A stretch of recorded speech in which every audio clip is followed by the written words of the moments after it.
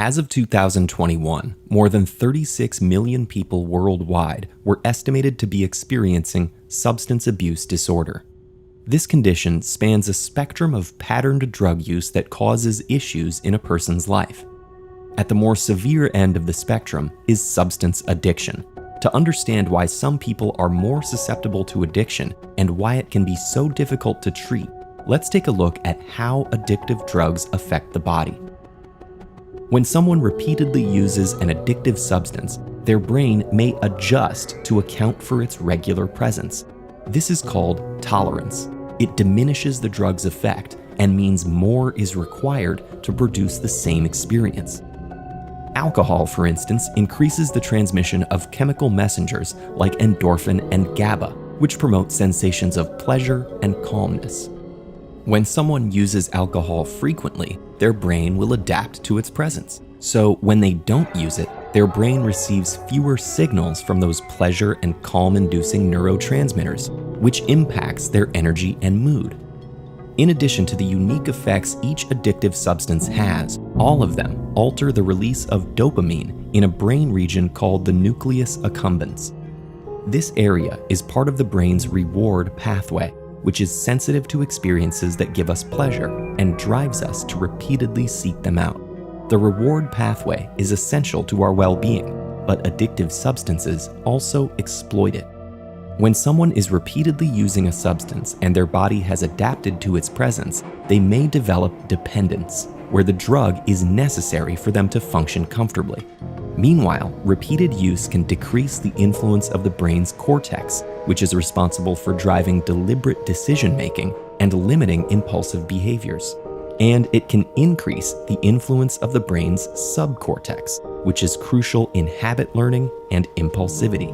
Together, these changes can make someone feel a lack of control over how they're using a substance. This can mean suffering in other facets of their life and taking risks to continue using it.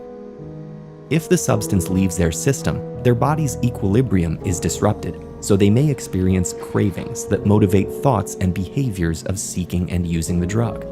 And if they continue without the substance, they may experience withdrawal.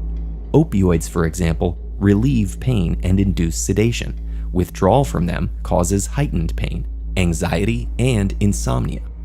The faster a drug reaches the brain and stimulates the reward pathway, the more addictive it is. For example, heroin and morphine have similar effects, but heroin's chemical structure enhances its ability to penetrate the blood-brain barrier and bind to specific receptors. This makes it faster acting and more addictive than morphine. Meanwhile, compared to nicotine patches and gum, regular and electronic cigarettes are more addictive because smoking and vaping deliver nicotine to the brain fastest. Depending on their chemical structure and mode of delivery, drugs vary in how addictive they are. But people also vary in how susceptible they are to substance use disorder. Scientists think this is due to a mix of life experiences and genetically inherited traits, though neither predetermines addiction. Trauma and mental health conditions appear to make people more susceptible, and overall, using addictive substances before 18 is considered a strong risk factor. This is in part because the reward pathways of younger brains are especially sensitive.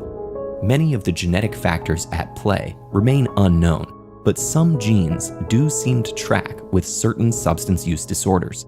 For example, specific genes increase the risk for nicotine addiction by making certain receptors more sensitive to nicotine and withdrawal from it more difficult.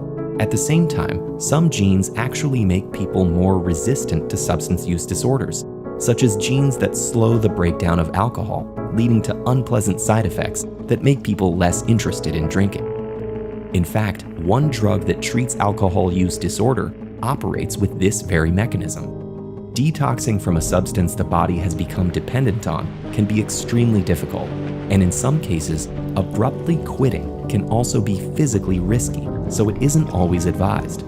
Beyond detoxing, quitting is often a long-term process. It's aided by treatment plans that prioritize addressing underlying conditions, developing new associations with experiences previously linked with drug use, and creating safe, supportive environments. Ultimately, both addiction and recovery are the results of a brain with an incredible ability to adapt from experience. If you're interested in accessing resources for yourself or others, you can find free substance use support groups internationally through AA.org, NA.org, or smartrecovery.org. And if you're in the United States, the Substance Abuse and Mental Health Services Administration also has a 24-hour hotline you can call at 800-662-4357.